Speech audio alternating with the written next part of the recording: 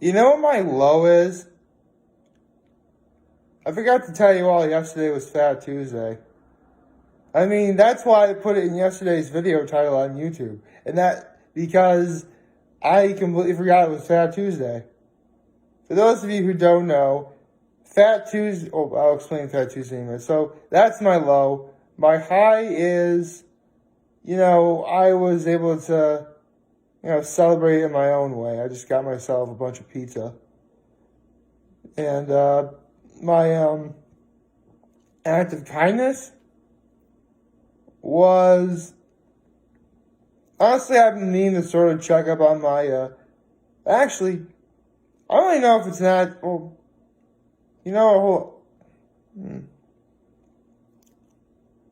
Actually, no, my act of kindness is I did favors for my grandmother yesterday.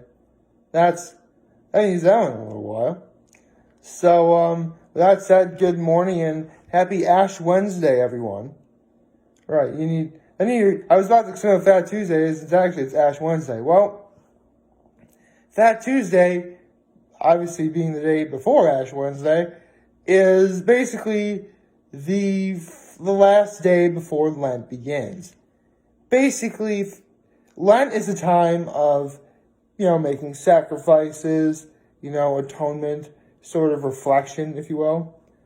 And Fat Tuesday is that last day where you do essentially whatever you want in terms of, eat what you want, drink what you want, stuff like that before you say you can't really do it anymore at least for the duration of Lent, which is supposed to be 40 days, but they always wind up making it like 46, 47.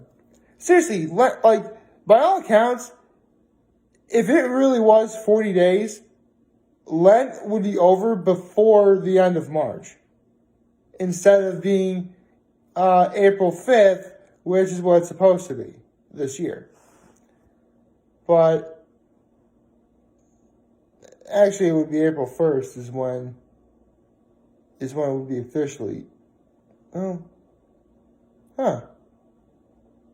Yeah. It really would be like right at the end of March because that would be day 40. And then, actually April 5th would be 5 days. So 45 days. But still, it's longer than 40. I can assure you of this. What's freaky about it is I'm just doing the math in my head right now. Sometimes I forget that February has 28 days. So I'm thinking we still have like 13 days left this month, but no, it's only 11. So 11 plus 31 would be 42. Yeah, it is 47. Never mind. Wow, I could not get math right today at all. I'm so embarrassed. I'm always really good at math, too. But my point is, today is the beginning of Lent. Now, why is it called Ash Wednesday? Well, if you're Christian or Catholic, you go to church today. And this isn't me trying to be preachy. This is me just, if anything, I'm giving you guys trivia for maybe if you ever have like a trivia night at home or something right now. But basically, you go to church and the priest makes a cross in the form of using ashes. He dips his thumb in this little pile of ashes in a little bowl, and then he does that, and you get ashes. Now, you're probably asking, where did you get the ashes from? It's actually quite interesting. See, during Lent, it's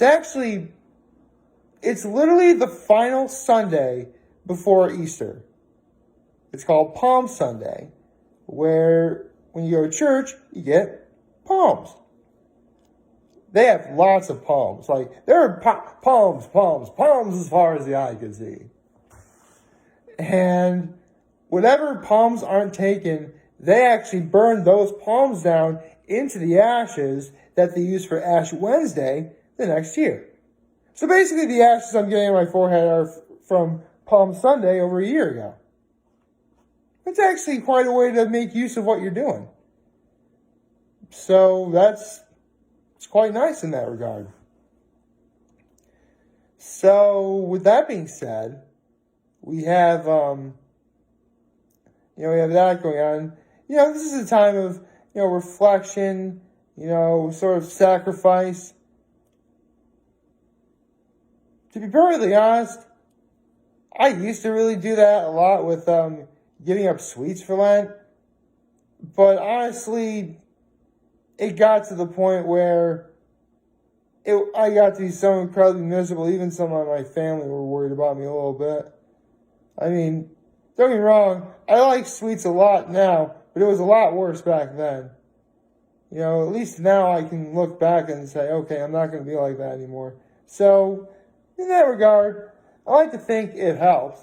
It gave me some perspective on how I just got to let stuff go. But man, I can tell you what right now. I think like in 7th grade, seriously, actually, this is funny. I literally lost like 10 pounds once because I gave up sweets for Lent. And Lent wasn't even halfway over. It was unbelievable. But the point is, that was also doing like modified track too. That's really going to help. So, sure, why not? Let's see. Well, another thing you can't do today, you can't have meat today. Don't worry, luckily I prepared some scalloped potatoes. I mean, I'm probably still going to have to get something to go along with it. Maybe like, dude, carbs on carbs, get like another cheese pizza. Yeah, as much as I really like pizza, I don't know if I want to quite do that. Maybe get like a frozen fish or something. That wouldn't be a bad idea at all. I wouldn't mind that. So, my point is my options are very much open. I mean, I know I sort of joke about how, you can't eat today and how we're not allowed to have meat on every Friday going forward up until like the 9th or the 10th of April or something like that. And to be perfectly honest, it doesn't really bother me as much as I make it out to be. I mean, some of it I play up for the camera, folks. That's just what I do. I mean, it does sort of bother me on the aspect on how, like, you're going to be where, like, you have rules to adhere to. And when you realize just what that means, you're like, wow, this is actually quite more difficult than you think it is. Like, say, for example, the fact that I can't be on Fridays during Lent. I'll be like, man, I'd like to have a good burger today. Wait, I can't have a burger today. Okay, no, I'll get myself some weights. No, I can't have chicken wings either. What about, man, I can't have that either. You see how it is? You have rules to adhere to, but you have to obey them, so you can't do some of the stuff you would normally like to do. It's just inconveniencing is all. I mean, there's worse things to be inconvenienced by, for sure. But, just for the realm of, if you're like a diehard meat and carnivore like myself, yeah, it's kind of eye-opening. In a good way, though. Plus, it lets you know, like, okay, I got to commit to these rules. I got to do them. So I'm going to do them. And last time I actually had meat on a Friday during Lent was like, over 10 years ago. So, yeah, I mean, I'll be honest, lots of people screw up. In fact, here's the thing. Last year when I had my mom's Swiss broccoli and Swiss, she calls it Swiss broccoli and cheese soup. It's called broccoli and Swiss cheese soup, okay? Last year when I had my mom's broccoli and Swiss cheese soup, the one time she doesn't make it with vegetables. Because here's the thing. The recipe normally calls for chicken stock, but during Lent, she uses vegetable stock. She didn't have vegetable stock this time. She used chicken stock instead. Well, when I finally have that, and she tells me what happened, I'm like, well, I'm going to the bad place when I die. I mean, again, I'll be honest, you're supposed to hear this rule. Lots of people screw it up. In fact, I guarantee you, if you walked up to any Christian or Catholic during Lent and you ask them about the whole meat on Fridays thing, they'll probably either tell you, I follow that rule, but there have been times I've screwed up. Some people probably say, yeah, I don't follow that rule at all. I would not be surprised if some people just said that they straight up don't do that at all when they're supposed to. Which, it's their prerogative. I'm not gonna judge anyone for how they feel their religious beliefs to be. Not at all. But it does give you an opportunity to think, okay, he's not doing it the way he's supposed to. But he's certainly not doing anything else that's, horribly wrong. So, and he's definitely not like a preachy hypocrite either. So, I can let it go. Again, so many Christians and Catholics, even though they're supposed to, I guarantee you they've screwed up at least once. I've screwed up at least once. To err is human. To be perfect, divine, I think. Is that how it goes? To err is human. Hold on. I'm looking up that saying. I shouldn't do this, huh?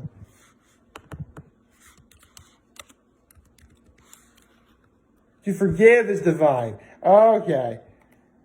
So to err is to be human, to forgive divine. Got it.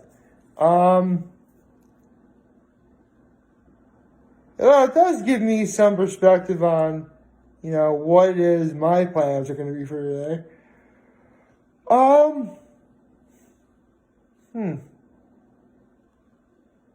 I guess nothing particularly out of the ordinary. I mean, right now my day is just going to be filled with, spend the day, with my dad, I guess. I mean, here's the thing. Because my family's in a strict adherence to not be in public places that often or if at all, that's why we haven't been going to church as much as we would like to. But soon I would actually get my ashes, later this morning. And I would try and swing it, but I have to get this stuff uploaded and whatnot. Anywho, I mean, the only really big thing to talk about tonight is, who's going to win the Masked Dancer. That is going to be, the main thing everyone's going to be thinking about today who's been watching it, that is. So, who do I think should win today? I'll be honest. All three remaining contestants have consistently brought their A game. That's one thing I'm never going to take away from them. After it's all said and done. I mean, the sloth with being funny, the cotton candy with being determined, the tulip with just having fun. It's, well, everyone's saying the front runner is going to be the cotton candy, which, again, I like all three contestants, so anyone could be front running, and I would be perfectly okay with it. But considering that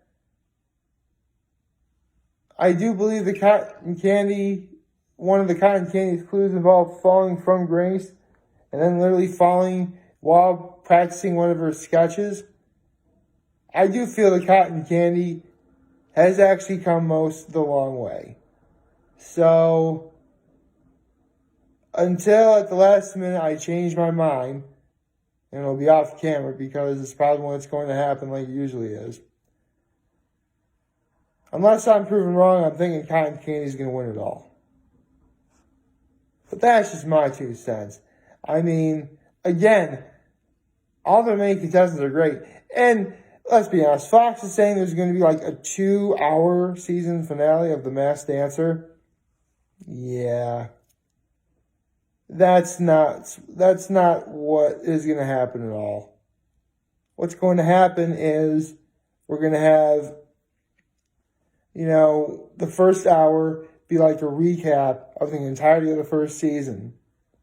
When also having the remaining 3 contestants sharing some of the final clues that they have to give before the episode. And then when we get to 9 o'clock tonight, that's when they're going to have the finale. So basically, you're going to get one dance every, 20 minutes. Well, actually, it'll be 10 minutes for...